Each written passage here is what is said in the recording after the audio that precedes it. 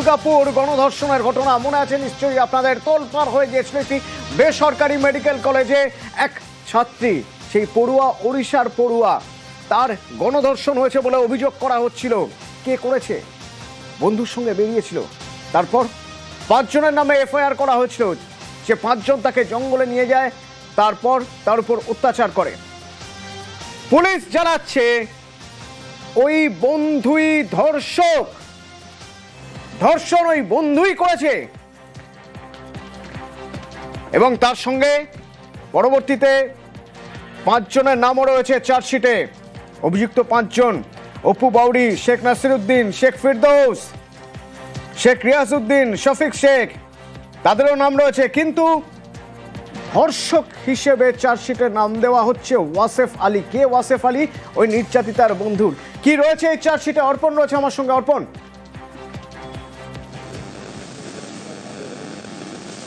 দেখো, একেবারেই কিন্তু দুর্গাপুর পুলিশের তরফ থেকে আদালত, দুর্গাপুর মহকুমা আদালতে চার্জশিট জমা পড়লো এবং এই চার্জশিটে যে নির্যাতিতা, অর্থাৎ নির্যাতিতার যে সহপাঠী রয়েছে, তার বন্ধু ওয়াসেফ আলী, তার নাম কিন্তু উল্লেখ রয়েছে চার্জশিটে এবং ধর্ষক হিসাবে তার নাম উল্লেখ রয়েছে চার্জশিটের মধ্যে। এবং ধর্ষক হিসাবে তার নাম উল্লেখ রয়েছে চার্জশিটের মধ্যে। পাশাপাশি কিন্তু আরো যে 5 জন, তাদের যে নামও উল্লেখ রয়েছে এবং গণধর্ষণের মামলা রয়েছে 3 জনের বিরুদ্ধে, অর্থাৎ অপু বাউরি, শেখ নাসিরউদ্দিন এবং ফিরদৌস শেখ। এদের বিরুদ্ধে গণধর্ষণের মামলা, তোলাবাজি, ডাকাতি এবং তথ্য লোপাট। পাশাপাশি কিন্তু তোমাকে এটাও জানিয়ে রাখি যে ওয়াসেফ আলী সহপাঠী, তার বিরুদ্ধে যেমন ধর্ষণের মামলা রয়েছে, পাশাপাশি তার বিরুদ্ধে তথ্য লোপাটেরও মামলা রয়েছে এবং 850 পাতার একটি চার্জশিট জমা পড়ে আজ দুর্গাপুর আদালতে। এবং পাশাপাশি যে 5 জনের মধ্যে আরও 2 জন, শেখ রিয়াজউদ্দিন এবং শফিক শেখ, এদের বিরুদ্ধে যে মামলা রয়েছে মূলত ছিনতাই, ডাকাতি, এই সমস্ত মামলা রয়েছে। এবং সরকারি আইনজীবী যিনি রয়েছেন, অর্থাৎ স্পেশাল পিপি বিভাস চট্টোপাধ্যায়, তিনি জানান খুব দ্রুততার সাথে এই মামলার নিষ্পত্তি হবে এবং 2 মাসের মধ্যে তার এই যে ট্রায়াল রান সেটি কিন্তু শুরু হবে তিনি জানাচ্ছেন। এবং এই যে 6 জনের নাম কিন্তু এই যে চার্জশিটের মধ্যে এবং 850 পাতার চার্জশিট কিন্তু জমা পড়েছে আদালতে। ধন্যবাদ অর্পণ, ধন্যবাদ। ঘটনার 20 দিন, এই মামলা শুরুর 20 দিনে এই চার্জশিট পুলিশ দিল। চার্জশিটে কি রয়েছে? চার্জশিটে রয়েছে সেই বন্ধু যার হাত ধরে সিকিউরড, নিরাপদ বাউন্ডারি, বেসরকারি মেডিকেল কলেজের বাউন্ডারি ছেড়ে বেরিয়েছিলেন ওই নির্যাতিতা, সেই বন্ধুই ধর্ষক ওয়াসেফ আলী। আরো 5 জনের নাম রয়েছে: অপু বাউরি, শেখ নাসিরউদ্দিন, শেখ ফিরদৌস। গণধর্ষণ, তোলাবাজি, ডাকাতির মামলা শেখ রিয়াজউদ্দিন, শফিক শেখ, তাদের বিরুদ্ধে ডাকাতি ও ছিনতাইয়ের মামলা রয়েছে। ধর্ষণ করেছে ওয়াসেফ আলী, ওই নির্যাতিতার বন্ধু, বলছে পুলিশ। পুলিশের চার্জশিট তো তাই বলছে। বিশেষ সরকারি আইনজীবী বিভাস চট্টোপাধ্যায় কি বলছেন? আপনারা জানেন যে 10 তারিখের ইনসিডেন্ট, আজকে আমাদের চার্জশিট জমা পড়ে গেল 30 তারিখের মধ্যে, অর্থাৎ 20 দিনের মধ্যে। আমাদের এই কেসে যে সেকশনে চার্জশিট জমা পড়লো সেটা হলো সেকশন 70 সাবসেকশন 1, মানে গ্যাং রেপ, সেকশন 74, 76, 78, 75, 79, অর্থাৎ আউটরেজ টু দ্য মডেস্টি বা ক্রাইম এগেনস্ট উমেনের যে কটা সেকশন রয়েছে সেগুলো সব। এর সাথে আমাদের এক্সটর্শন, ডাকাতি, একে রেস্ট্রেন করে ক্রাইম করা, এইরকম আমাদের বিভিন্ন সেকশনে চার্জশিট জমা পড়েছে। আমরা প্রেয়ার করেছি স্টেটের তরফে যে যাতে কাস্টডি ট্রায়াল হয়, মানে খুব তাড়াতাড়ি ট্রায়ালটা শুরু হয় এবং শেষ হয়। নির্যাতিত সহপাঠী, তাকে কি সেকশন দেওয়া হয়েছে? তাকে রেপের কেসে তার এগেন্সে সেকশন আমাদের 64 সাবসেকশন 1 এসছে, যা আমরা ইনগ্রিডিয়েন্ট পেয়েছি। এবার ট্রায়াল হোক, এগুলো সব প্রাইমা ফেসি। হোটেলে ঘর ভাড়া নিয়েছেন, দেখছেন ঘর থেকে একটা গন্ধ বেরোচ্ছে, রাত কাটিয়ে দিয়েছেন। পরদিন উঠে যখন হোটেল কর্তৃপক্ষকে জানানো হলো, ঘরে সার্চ শুরু হলো। দেখা গেল বক্স খাটের ভিতর থেকে এক যুবকের মৃতদেহ বেরোলো।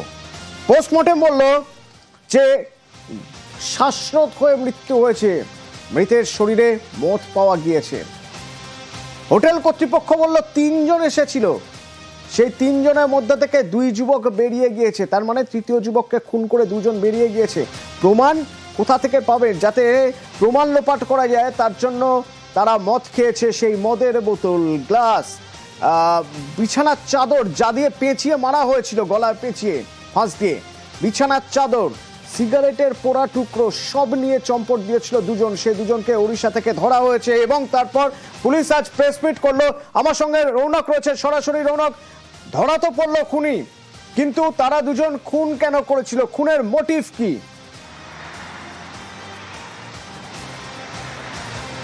দেখো, ইতিমধ্যে পুলিশ প্রাথমিকভাবে জানাচ্ছে যে এই রাহুল লাল অর্থাৎ যাকে খুন করেছে তার সঙ্গে এই সন্তোষ বেহরা এবং শক্তিনাথ বেহরা তাদের পরিচয় হয়েছিল ভিক্টোরিয়াতে। তারা ঘুরতে এসেছিল, তখনই তাদের পরিচয়, এবং রাহুল লাল তাদেরকে কলকাতা ঘুরিয়ে দেবে এইভাবেই তাদের সঙ্গে প্রথমে পরিচয় স্থাপনায়। এবং সেদিনই এই রফি আহমেদ কিদবাই রোডের হোটেলে গিয়ে তিনজনে ওঠেন, সেখানে মদ্যপান করেন। পরবর্তীতে রাহুল লাল নাকি তাদের দুজনের কাছ থেকে টাকা পয়সা লুটপাটের জন্য ছুরি বার করে খুনের হুমকি দিচ্ছিল। নিজেদেরকে বাঁচাতেই প্রথমে রাহুল লালকে তারা ধাক্কা মারে এবং পরে তার মৃত্যু নিশ্চিত করতে গামছা দিয়ে শ্বাসরোধ করা হয়। পরবর্তীতে যে বক্স বেড অর্থাৎ বক্স খাট, তার ভেতরে তার দেহ ঢুকিয়ে দিয়ে সেখান থেকে চম্পাট দেয় এই দুই অভিযুক্ত, এবং পরের দিন সকালবেলা হাওড়া স্টেশন থেকে উড়িষ্যার ট্রেন ধরে তারা পালিয়ে যায়। গতকালই কলকাতা পুলিশের গোয়েন্দা বিভাগ এই দুই অভিযুক্তকে উড়িষ্যা থেকে গ্রেফতার করে। অর্থাৎ তারা যে বিষয়টি বলেছেন এবং পুলিশের প্রাথমিক যে অনুমান, রাহুল লাল অর্থাৎ মৃত যুবক তিনি নাকি ছুরি দেখিয়ে লুটপাট করার চেষ্টা করেছিল এবং সেই লুটপাট থেকে বাঁচতেই তারা এই রাহুল লালকে হত্যা করেছে। যদিও গোটা বিষয়টি বিভিন্ন অ্যাঙ্গেল পুলিশ খতিয়ে দেখছে, আদতে কি এটাই মার্ডারের মোটিভ না এর পেছনে অন্য কোনো কারণ ছিল, গোটা বিষয়টি কিন্তু ইতিমধ্যে কলকাতা পুলিশের গোয়েন্দা বিভাগ খতিয়ে দেখছে। অতনু, ধন্যবাদ। ভারপ্রাপ্ত জয়েন্ট সিপি ক্রাইমের রূপেশ কুমার কি বলছেন? As per statement of accused, যে ভিকটিম আছে ওনাদেরকে একটা নাইফ বের করে থ্রেট করে, ওই থ্রেটের অবস্থায় ওনাদের মধ্যে ক্ল্যাশ হয়, ধাক্কামুক্কি হয়। ধাক্কামুক্কিতে পরে অ্যাকিউজড আছে শক্তিকান্ত বেহরা, উনি একটা গামছা দিয়ে অ্যাকিউজডকে ওভারপাওয়ার করার চেষ্টা করেন, ওটাতেই ইনজুরি হয় আর পরে আনকনসিয়াস হয়ে যায়। ওরা আনকনসিয়াস হওয়ার পরে বডিটা বেড বক্সে রেখে যে দোনো অ্যাকিউজড ওখান থেকে চেক আউট করেন। 23rd মর্নিং ওনারা ট্রেন ধরেন, কটকে চলে যান। তারপরে ডিডির হোমিসাইড শাখার অফিসার আর এখানকার টিম ওড়িশা যায়, আর ওড়িশা থেকে দুইজন অ্যাকিউজডকে অ্যাপ্রিহেন্ড করে ডিউরিং ইন্টারোগেশন ওনাদেরকে অ্যারেস্ট করা হয়, ভয় দেখিয়ে লুটপাট করার। এটাই মোটিভ এখন অবধি পাওয়া গেছে, আর ফার্দার ইনভেস্টিগেশন আমাদের কন্টিনিউ আছে। 6 দিন ধরে এক রুদ্ধশ্বাস অপারেশন চালালো মুম্বাই পুলিশ, কাকপক্ষেও যাতে টের না পায়।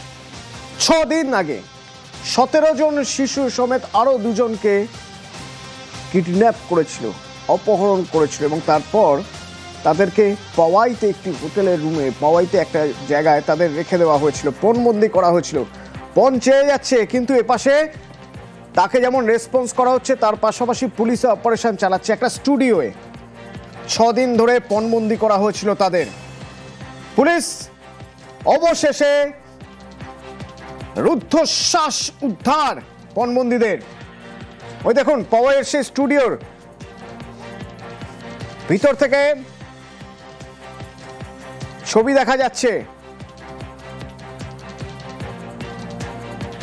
আমার সহকর্মী প্রীতি রয়েছে আমার সঙ্গে। प्रीति, पहले तो जानना चाहेंगे ये कब का बात है, ये कब से ये चल रहा था, जिन्होंने किया है क्यों किया है? ये रोहित आर्या, इन्होंने वीडियो किया, वीडियो करके इन्होंने बताया कि ये सब काम उन्हीं ने किया, क्यों किया?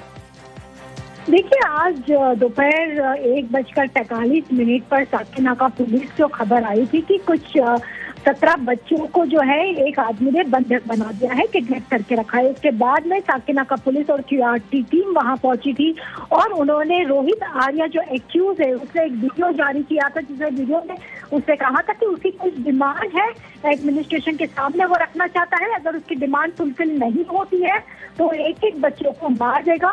और जब उसके बाद में जब पुलिस ने निगोशिएशन करने की कोशिश की तो वो निगोशिएशन करने के लिए तैयार नहीं था, वो अपनी डिमांड को लेकर अड़ा हुआ था। और उसके बाद में क्यूआरटी की जो टीम थी, जो महावीर एनक्लेव करके बिल्डिंग है जहाँ पर RS स्टूडियो है वहाँ के ग्राउंड फ्लोर और फर्स्ट फ्लोर पे उसने बच्चों को किडनैप करके रखा था। मुंबई पुलिस और QRT की टीम जो है वहाँ बाथरूम के जरिए अंदर गई थी और उसके बाद में जब वो अंदर गए तो देखा कि रोहित आर्या ने कुछ बच्चों को जो है ह्यूमन शील्ड के तरफ से प्रोटेक्ट करके रखा था और अपने आप को बचाने की कोशिश कर रहा था। उसके बाद में जब टीम वहाँ गई और उन्होंने रोहित आर्या को सरेंडर करने के लिए समझाया, लेकिन रोहित आर्या उसके लिए तैयार नहीं था। तब जाके पुलिस ने फायरिंग की और रोहित आर्या के पैर में आज में अभी रोहित आर्या को जो है वहाँ अस्पताल में एडमिट किया गया है। मुंबई पुलिस ने उसको अरेस्ट कर दिया है और इसमें जो है करीब 17 बच्चे जो है वो उनको किडनैप किया गया था। तो सभी बच्चे जो है वो सुरक्षित है और साथ में उनके साथ में और एक सीनियर सिटीजन और एक बंदा है। ऐसे टोटल 19 लोगों को जो है उसने किडनैप करके रखा था और मुंबई पुलिस ने उन सभी लोगों को रेस्क्यू कर दिया है और रोहित आर्या की इंक्वायरी चल रही है कि एक बात समझना चाहेंगे, एक बात जानने की कोशिश करेंगे। ये 6 दिनों से इन लोगों को ऐसे रखा गया था, ये पुलिस को आज पता चला, ये पुलिस को पहले पता चला था? ये नेगोशिएशन वगैरह, ये रेस्क्यू का ऑपरेशन 6 दिन से ही चल रहा है। नहीं देखिए, ये जो 6 दिन से ऑडिशन चल रहा था, रोहित आर्या ने कहा था कि कोई वेब सीरीज बना रहा है जिसमें इन बच्चों को काम दिलाएगा, इसलिए पिछले 6 दिन से वो लगातार ऑडिशन चल रहा था। उसमें उसने कुछ बच्चों को फाइनलाइज किया था। आज सभी उन बच्चों को उसने आज वहाँ फाइनल ऑडिशन के लिए बुलाया था, जिसके बाद में उन सभी बच्चों को आज उसने किडनैप किया। जिसके बाद में जब पुलिस को पता लगा तो पुलिस की टीम वहाँ पहुंची। पर प्रीति, ऐसा किसी को पता भी नहीं है, मतलब गार्जियन जो है उन लोगों को भी ये ठीक लगा था कि 6 दिन के लिए स्टूडियो में ही रहेंगे बच्चे, वो लोग बाहर नहीं आएंगे, ना तो अंदर किसी को जाने देंगे? ये तो पहले ही शक होना चाहिए था। तो जो रोहित आर्या ने यही कहा था कि मेरा 6 दिन का शूटिंग चल रहा है और इसी के लिए वो शूटिंग के लिए ही उसने उन बच्चों को सिलेक्ट किया था और साथ में ही वहाँ पर उसने पूरा इंतजाम किए थे कि बच्चों के खाने पीने की चीजों का पूरा इंतजाम किया था। लेकिन जब बाद में पता लगा, जब कुछ बच्चे का एडिशन नहीं हुआ, उनका फाइनल सिलेक्शन नहीं हुआ, जब वो बाहर आए तो उनके जरिए पता लगा कि ये इसमें जो है वहाँ ये एक चाल था। प्रीति, ये रोहित आर्या का कोई बैकग्राउंड कुछ पता चल रहा है? कौन है ये रोहित आर्या? ये बताया जा रहा है कि किसी नागपुर की स्कूल का टीचर बताया जा रहा है। हालांकि इस बात की जो है अभी तक कोई कंफर्मेशन मुंबई पुलिस से आया नहीं है। मुंबई पुलिस उसकी इंक्वायरी फिलहाल कर रही है और उसको हॉस्पिटल में एडमिट किया है। शुक्रिया। सुसाइड करने की जगह मैंने एक प्लान बनाया और कुछ बच्चों को इधर हॉस्टेज रखा है। मेरे को ज़्यादा डिमांड्स नहीं है, बहुत सिंपल डिमांड्स है, बहुत मॉरल डिमांड्स है, बहुत एथिकल डिमांड्स है। और मेरे कुछ सवाल है, मुझे दूसरा कुछ नहीं चाहिए। ना मैं टेररिस्ट हूँ, ना मेरी बहुत बड़ी पैसों की डिमांड है, कुछ भी पैसों की डिमांड तो है ही नहीं, इमोरल तो बिल्कुल भी नहीं है। Because the slightest wrong move from your end will trigger me कि मैं ये पूरा जगह को आग लगा दूँ और उसमें मर जाऊँ। मैं अकेला नहीं हूँ, मेरे साथ और भी लोग हैं। Please do not trigger me to do some harm to anybody. যানজট সমস্যা শিলিগুড়ির একটা বড় সমস্যা। এই যানজট সমস্যা নিয়ে যখন পুরসভায় মিটিং চলছে, সেই মিটিংয়ে দেখা যাচ্ছে বাম কাউন্সিলর আর তৃণমূল কাউন্সিলরদের মধ্যে তর্কাতর্কি। একবার দেখাতে চাইব।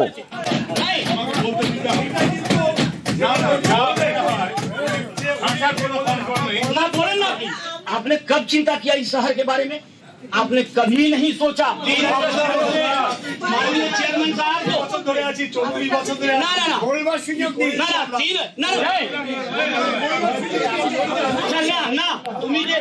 তুমি যে বলতেছো এটা উত্তর আছে। আজকে সমস্যা তৈরি কে করেছে? আজকে সমস্যা কে তৈরি করেছে?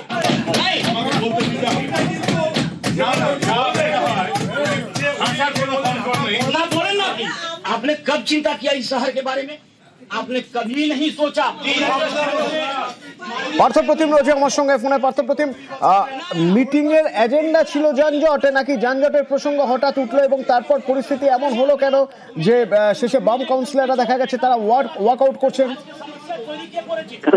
অধিবেশনে বাম কাউন্সিলররা কিন্তু এই মৌসুমে রাখার কথাই ছিল এবং সেই মতো তারা আগেই এই পৌরসভাকে তা জানিয়ে দেয় এবং সেই মতো আজ যখন শিলিগুড়ি পৌরসভার 29 নম্বর ওয়ার্ডের এই বাম কাউন্সিলর তিনি যখন তার প্রশ্ন উত্থাপন করতে যান শহরের যানজট সমস্যা নিয়ে পুরসভার ভূমিকার তিনি কড়া নিন্দা করেন। কোন রকম নতুন করে রাস্তা তৈরি নেই, উল্টে যানজট নগরীতে পরিণত হয়েছে শিলিগুড়িতে। এমনকি টোটো অটো চলাচলের ক্ষেত্রে মাঝে মধ্যে কিছু কিছু নিয়ম আনা হয় কিন্তু তা কার্যকরী হয় না। আর সেই প্রসঙ্গ তুলতেই কিন্তু পাল্টা শিলিগুড়ি পৌরসভার 6 নম্বর ওয়ার্ডের এই তৃণমূল কাউন্সিলর আলম খান, তিনি বড় চেয়ারম্যানও, তিনি কিন্তু পাল্টা তখন এই বাম কাউন্সিলরকে থামিয়ে দেন এবং তিনি বলেন, পাল্টা বলেন যে বাম আমলে কিছু হয়নি, সেই বাম আমল থেকে যদি এই ট্রাফিক নিয়ন্ত্রণ বা যানজট নিয়ে যদি চিন্তা ভাবনা করা হতো বা কাজ করা হতো তাহলে আজকে শিলিগুড়িতে এই সমস্যার সম্মুখীন হতে হতো না। কারণ দিন দিন শহরের জনসংখ্যা বাড়ছে, গাড়ির সংখ্যা বাড়ছে, আরো বেড়ে যায়, শেষে বাম কাউন্সিলররা তারা ওয়াকআউট করেন। ধন্যবাদ পার্থ। শিলিগুড়ি শহরের যদি কিছু বিশৃঙ্খল অবস্থা হয়ে থাকে সেটা একদিনে তৈরি হবে। আমরা তো 3 বছর ধরে মাত্র আছি। সিটি প্ল্যানিং এ তোমরা ছিলে স্বাধীনতা থেকে এতদিন, কিছুদিন কংগ্রেস, বাদ বাকি তোমরা। তাহলে ঘটনাটা তখন হয়নি, এখন কি 3 বছরে এটা হলে যে লাগাতার এরা কয়েকটা বিল্ডিং আর কয়েকটা নিয়ে বলছে, আর চারিদিকে যেগুলো বেআইনি বিল্ডিং গুলো মাথা চাড়া দিয়ে দাঁড়িয়ে আছে সেগুলো কখন হলো? সেটাই ও বলতে চেয়েছে, ট্রাফিকের সঙ্গে ওটাকে জুড়িয়ে বলতে চেয়েছে। কাউকে অসম্মানও করা হয়নি, একটা নীতির সমালোচনা করেছে, তার জন্য রেগে গিয়ে বেরোবেন কেন? স্পেশাল ইন্টেন্সিভ রিভিশন শুরু হয়ে গিয়েছে, তা নিয়ে আতঙ্ক, সেই আতঙ্কে আত্মহত্যার পথ বেছে নেওয়া। আগরপাড়ায় সেই অভিযোগ উঠেছিল, বীরভূমের ইলামবাজারে একই অভিযোগ উঠছে।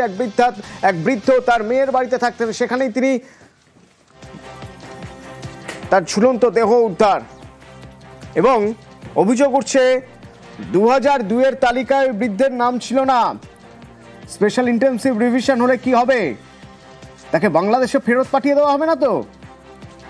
ভয়ে ছিলেন, আর সেখান থেকে আত্মহত্যা বলে পরিবার দাবি করছে। ইন্দ্রজিৎ রয়েছে আমার সঙ্গে। ইন্দ্রজিৎ, আমি একটু এই বৃদ্ধর ডিটেল জানতে চাইবো, বিস্তারিত তার ব্যাকগ্রাউন্ড জানতে চাইবো, তার আসলে কোথায় ভয় বলে তার পরিবার মনে করছিলেন বুঝতে চাইবো। দেখো, একদম যেটা বলে রাখবো, ইনি কিন্তু দীর্ঘ 30 থেকে 40 বছর আগে বাংলাদেশ থেকে পশ্চিমবঙ্গে আসেন এবং পশ্চিমবঙ্গের যে মেদিনীপুর হচ্ছে, পশ্চিম মেদিনীপুরে তিনি কিন্তু বসবাস শুরু করেন। তারপর থেকে তিনি কিন্তু এখানেই থাকতেন, তার ছেলে মেয়ে এখানেই বড় হয়েছে। কিন্তু যেটা তার প্রশ্ন, যে তিনি কিন্তু ভোটাধিকারও প্রয়োগ করেছেন, কিন্তু তাকে কেউ বা কারা বলে যে এসআইআর তাদেরকে হয়তো বাংলাদেশ চলে যেতে পারে। তারপর থেকেই তিনি যখন ইলাম বাজারে ছিলেন, অর্থাৎ তার মেয়ের বাড়িতে ছিলেন, তখন থেকে তিনি একটু আতঙ্কগ্রস্ত হয়ে পড়েন এবং পরিবারে যে সদস্য, তার মেয়ে থেকে শুরু করে তার নাতনি, সকলকে এবং পাড়া প্রতিবেশী সকলকে তিনি কিন্তু একটাই কথা বলতেন বারবার, যে আমাদেরকে কি বাংলাদেশ চলে যেতে হবে, আমাদেরকে কি বাংলাদেশ চলে যেতে হবে। কারণ তিনি মনে করতেন যে তার যে 2002 সালে যে ভোটার লিস্ট, সেখানে হয়তো তার নাম ছিল না। কিন্তু তারপরেই দেখা যাচ্ছে যে তিনি কিন্তু গত রাতে আত্মঘাতী হয়েছেন, গলায় দড়ি নিয়ে তিনি আত্মঘাতী হয়েছেন এবং তারপরে তার মৃতদেহ বাড়িতে কিন্তু উদ্ধার করে পরিবারের লোকজন এবং পুলিশ। ইতিমধ্যে সেই মৃতদেহ কিন্তু বাড়িতে নিয়ে আসা হয়েছে। ইতিমধ্যেই বাড়িতে এসে দেখে গেলেন বীরভূম জেলা তৃণমূল কংগ্রেস কোর কমিটির সদস্য অনুব্রত মণ্ডল এবং পরিবারের পাশে থাকার আশ্বাস দিয়ে গেলেন এবং যাতে এনআরসি যে এসআইআর যে কতটা ক্ষতিগ্রস্ত হতে পারে মানুষ, সেই বিষয়েও কিন্তু অনুব্রত মণ্ডল জানান এবং পরিবারের পাশে থাকার আশ্বাস দিলেন। ধন্যবাদ।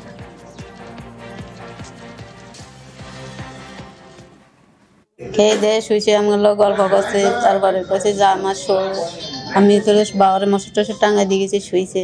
তারপরে সকালে দেখি কি গলায় দড়ি দেওয়া, ওই যে ওরা এনআরসি থেকে তারা বলা বলি করছে, ওগুলো মানে ভিতরে ঢুকে গেছে, ঢুকে যায় এইসব মনে মনে রাখছে। ভোটার লিস্টে বাবার হয়েছিল মেদিনীপুর আইসি, তো ওইখানে হয়েছিল কম ইয়ে ছিল বলে বাবা যে আমার করে নয় কি এখান থেকে পাঠাই দিব না কি, ওগুলা ভাবি টাবি বলো বাবা।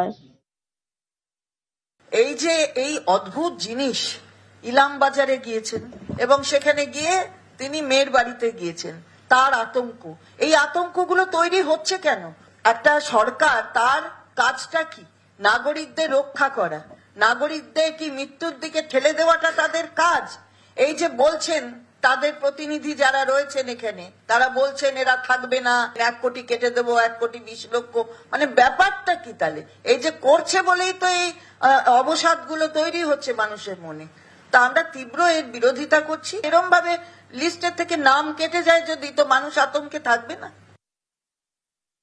তৃণমূলের একটাই কাজ, পশ্চিমবাংলা জুড়ে কোথায় কে মারা যাচ্ছে সে লাশ খুঁজে বেড়ানো, সে লাশকে নিয়ে রাজনীতি করবে।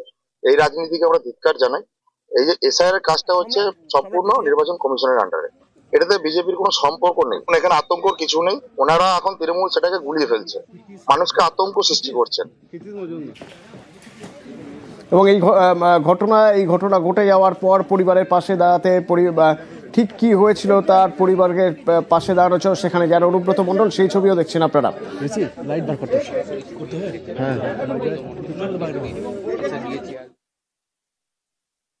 এসআইআর আতঙ্কে আত্মহত্যা, সেই অভিযোগে উঠছে। আর কড়া মমতা বন্দ্যোপাধ্যায় যে এই ধরনের ঘটনা যে ঘটছে তাতে কড়া তোপ মমতার।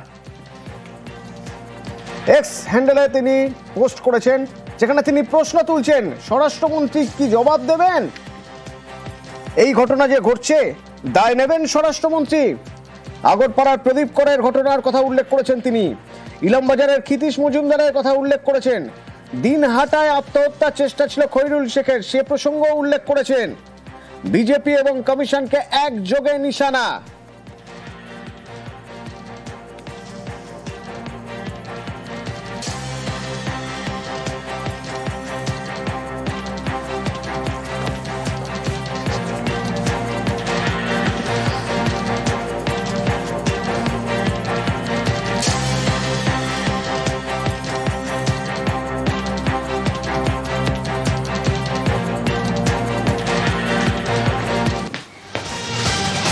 গির অভয়ারণ্য, সেখানকার সিংহর অনেক ছবি আমরা দেখেছি, অনেক রকম ছবি।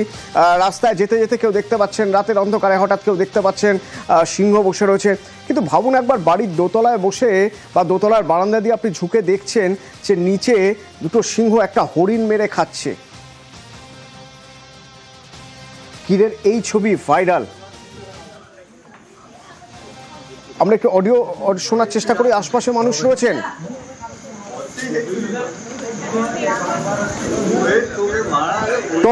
টর্চ জেলে দেখছেন, দেখুন উপর থেকে দেখছেন মানুষ যে নিচে তাদের বারান্দায় বসে দুটো সিংহ তারা হরিণ মেরে খাচ্ছে।